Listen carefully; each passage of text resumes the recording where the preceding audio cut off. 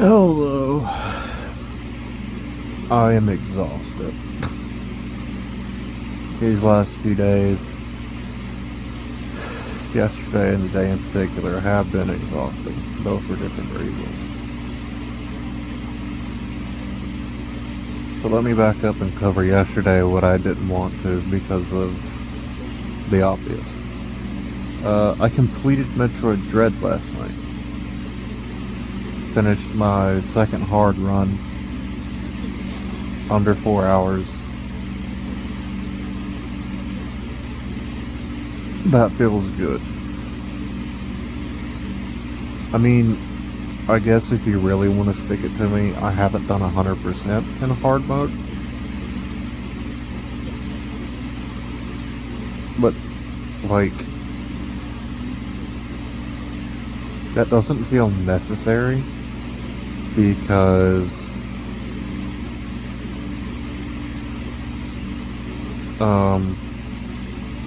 I did do 100% twice, but both on normal. And considering I've completed the game twice on hard, like, I don't see the point in going back and getting 100% because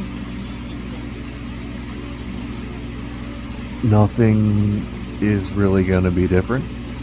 The hard part's the bosses, you know? It's finishing the game. It's not doing... To be perfectly honest, there's one missile tank. That is basically the only reason I don't want to. And it's because I've gotten it twice, and I never want to have to get that missile tank ever again. Because it requires charging a shine spark,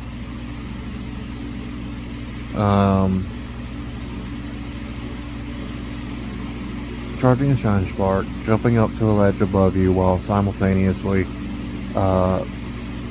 breaking the blocks ahead of you so that you can immediately drop into Morph Ball. Don't slide. If you slide, you're going to fall.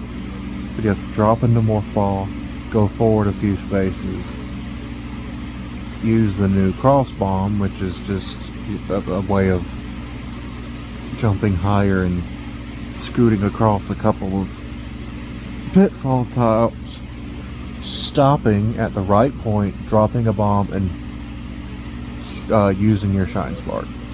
Now, on paper, this doesn't sound that bad, but the amount of times I've slid instead of dropping into Morph Ball, wasting the attempt because there's no way you're going to get around again, forgot to shoot the blocks, or just failed to get the cross bomb to push me across, are uncountable. And of the ones where I did manage to get past the pitfall blocks, I cannot tell you how often either the shine spark was gone or a few times I got over there, dropped the bomb, hit the shine spark, and wasn't centered enough. There's a 2-block gap, which is, you know, a bit generous. You know, thankfully it's not a single block gap, or I would probably cry. But it's still easy to overshoot that gap, and you really need to bomb and activate Shine Spark pretty much the second you're underneath it. So if you overshoot it, you're out of time. You will not get back centered in any reasonable way before the Shine Spark runs out. Never again. Never again.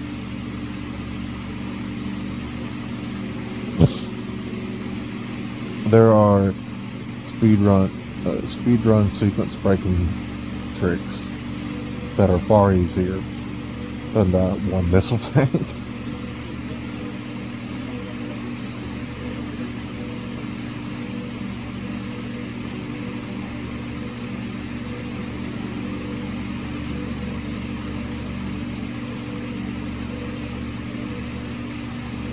But yeah, I unlocked all of the gallery.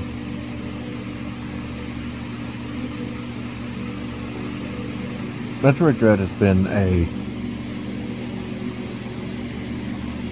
wonderful experience thus far, and like, even though I've technically completed it, I still think it'd be fun to just run it again after doing it on hard, going back to normal, and you know, seeing just how low I can get that in-game time.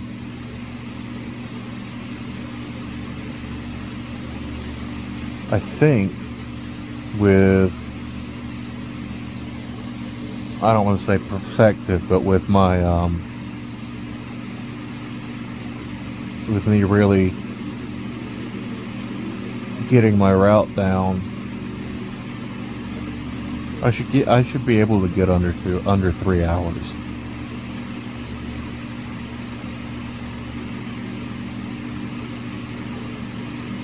And that's with a fairly minimal amount of sequence breaking. There's a little bit, you know, like,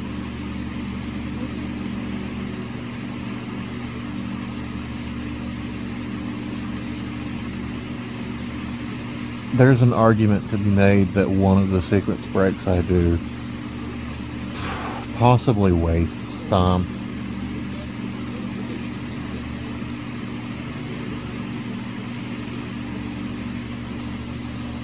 But I can see that, well, I say that it's probably only a time waste in game time. If you're doing a real speed run, you don't just go by in-game time. So like, your deaths matter in an actual speed run. So while one of the sequence breaks may be a bit out of the way in game time,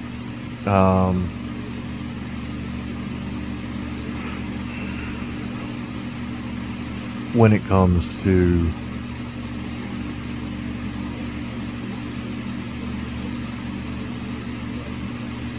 bring that shutdown, please contact an administrator. When it comes to actual speedrun time,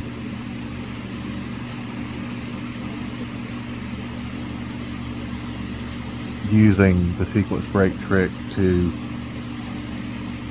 turn a 2-phase boss into a 1-phase boss and basically guarantee a first-time victory is a big deal, I think.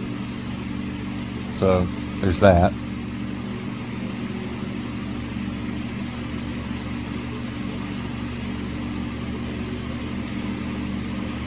Man, I'm already wanting to run it again. I might do that tomorrow. I played everything today was, well, today I got up and went to Statesboro, went to a small Walmart, which I'm not familiar with the layout as far as like the actual shopping part. I know where the pharmacy is immediately. I'm familiar with that general area, but like,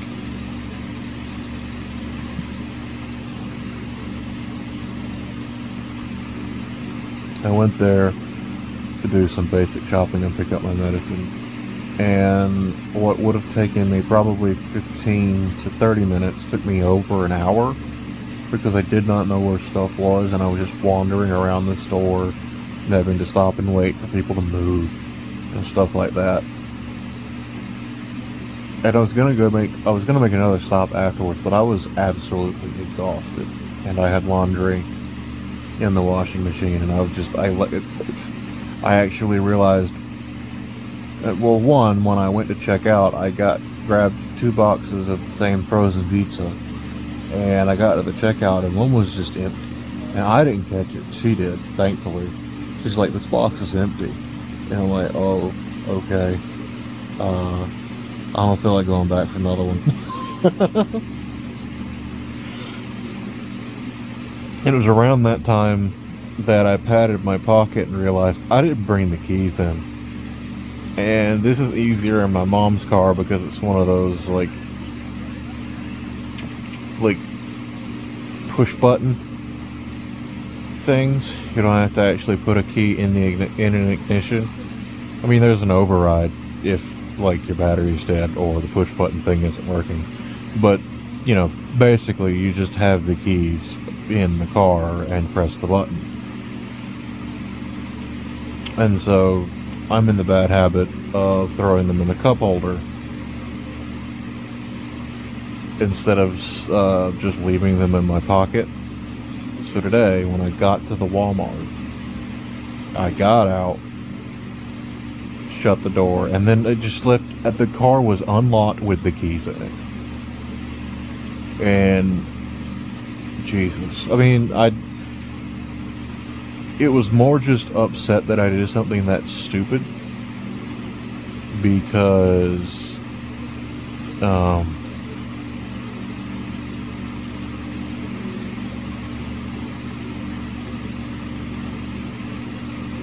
wasn't really worried.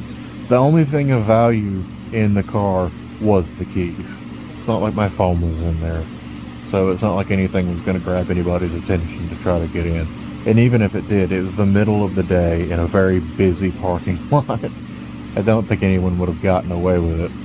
But the sad thing is, if someone found out it was unlocked with the keys in it, all they'd have to do was confidently get in the car and drive away. And no one really would have questioned it.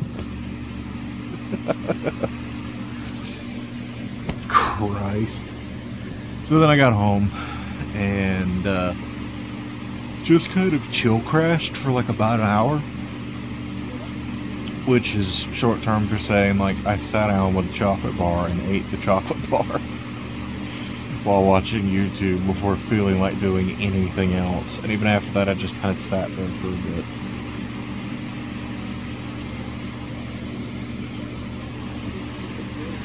And then I picked back up Subnautica after letting it set for a day, because I wasn't sure exactly how much progress I had lost after the crash. It turns out not much, not really, because between that save and the crash, I'd lost the CMOS. So while I did have a few extra things in the CMOS, and when it crashed, like, I ultimately ended with more resources because I didn't have to rebuild the CMOS and all the bells and whistles.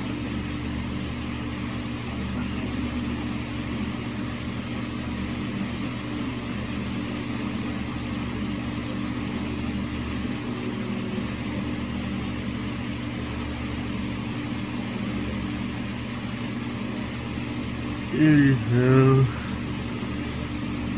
I am tired. I will go to sleep. I will catch you all tomorrow.